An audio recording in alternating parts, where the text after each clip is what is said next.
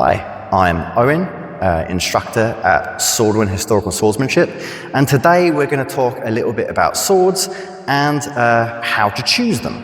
Whether it's your first sword or your 51st sword, there are some tips and tricks and things that you need to consider whenever it is you're buying.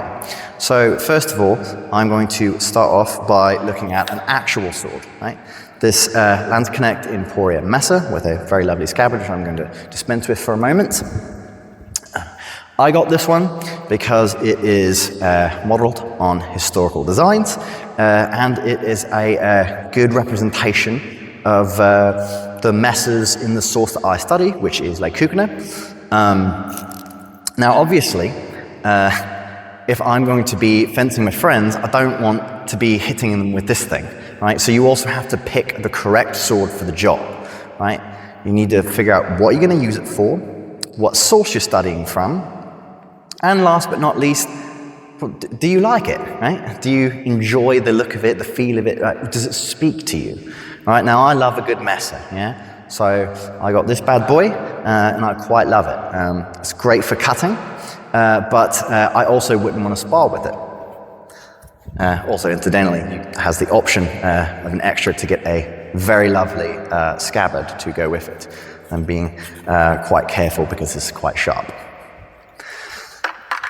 So, continuing on, talking of messers, if I want to use my personal messer for actually hitting people with and it being not deadly, I'm using this, which is the VB, known in America, where I am, as the Purple Heart line. This is quite a nice one because it hits very nicely, still feels like a messer without being like overly powerful, overly chunky, and also as a left-hander it protrudes over the left-hand side, so again, to my personality, yeah? There's other kinds of messers, right? There's ones which are closer to historical messers, at least the more choppier ones, but they're not very nice to be hit with. So these are things that I need to consider whenever it is I'm buying things, right?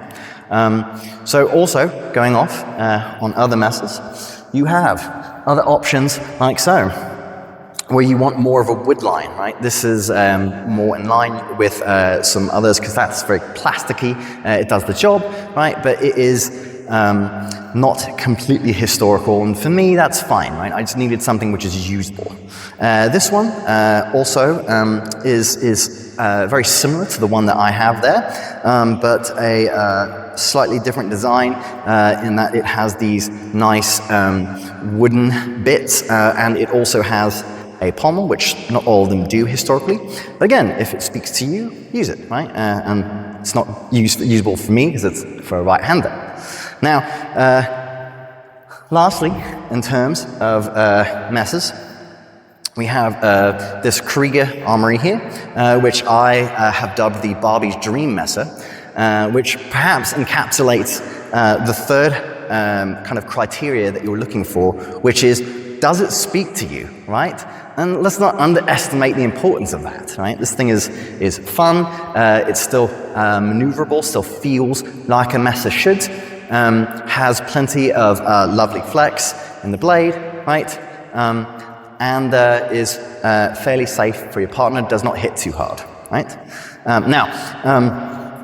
Mostly I'm going to be talking about long swords for these because these are the most that I have to hand, and mostly in HEMA that's what people use, right? Again, I'm going to start off with one of my personal choices, yeah? So this is a Sigi Maestro shorty blade with a wasted grip and a round pommel and a little bit of a wide crossguard, right? Now this is very much tailored to my tastes.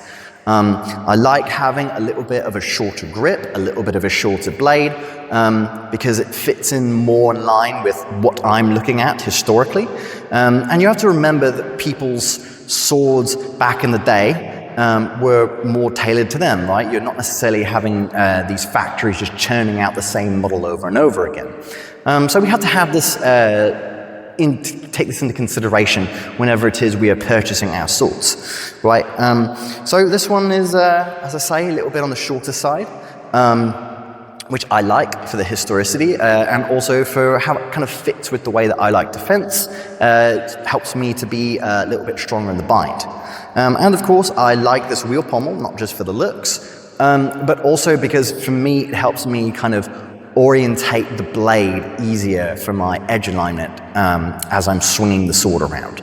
Now, not all historical swords had the wheel pommel that was actually in line with the blade. Many of them are canted, but in this case, it is, and it helps me quite a bit.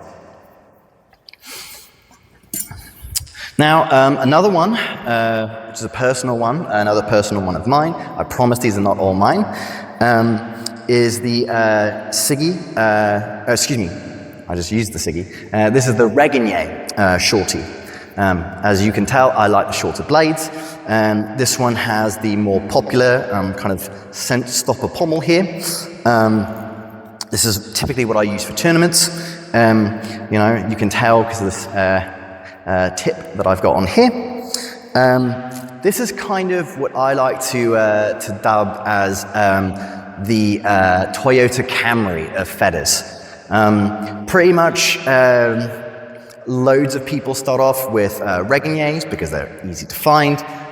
They're a good kind of catch-all sword. They last ages. I've seen some of them break, but you know, not very often, and usually it's just like at the tip. So these are good swords.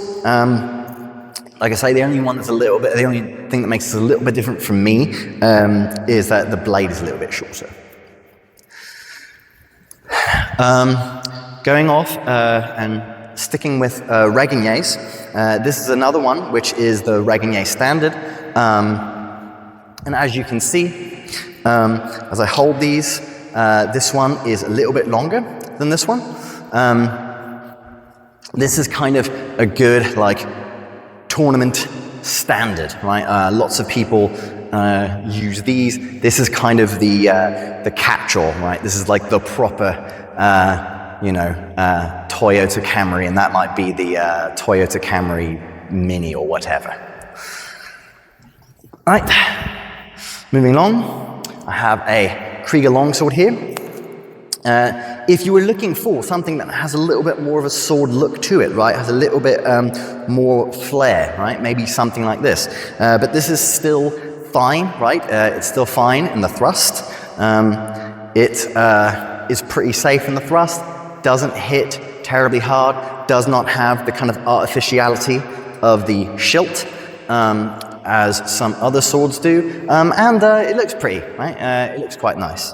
Now, you may have noticed that many of these are a little bit rusted. I do hope you'll forgive that, but you know, we did not exactly put makeup on them before we started filming. So again, this is due to personal preference of someone who maybe wants something that's a little bit more swordy, right?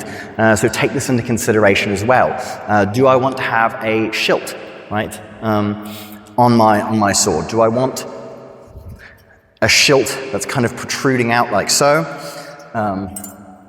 Or protruding out like so, or no shield at all, or in a case like this, something that's kind of sloping. I'm not picking that up quite yet, which you'll find out in a moment. So these are other things that we need to consider whenever it is we're purchasing things, right? Now, last one is this Castile here, and the reason why I've kind of held this off for last is because it is perhaps the most modern one, the most one that is to someone's personal taste. You will notice it has a ring, which not all tournaments allow, but many do, and it's nice to have that little bit of extra hand protection. I personally don't use them just because they aren't really prevalent in the sources that I'm using. But if that's not important to you and you're just looking for something which is a good competition feather, go whatever mods you want as long as they're allowed in your tournament, as long as they're safe, yeah? So the nice thing about this one is you can tell here, we have a nut, right, that allows this to disassemble a little bit. So comes off, right, like so, and you will notice it kind of comes into two bits for ease of travel, this tang here. And this comes off quite easily, right? And you can kind of fit this back together a little bit like a jigsaw. It's a little bit easier to do when you're on the ground, obviously, right? So I'm going to dispense with this again, real quick. And again, I'm going to bring back up my Regagnier standard here that I am borrowing from somebody else in my club. This is the one that is many people's first feather. They're very easy to get hold of. It's just a good overall model. So if you are picking your first sword and you're not terribly picky, this is a good catch-all, right? You have some sources as well.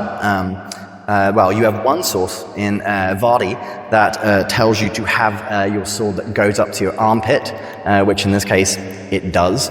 My sources, the KDF sources that I study from the 15th century, not because I particularly am trying to exclude the later KDF sources, but because 100 years is enough years of sources.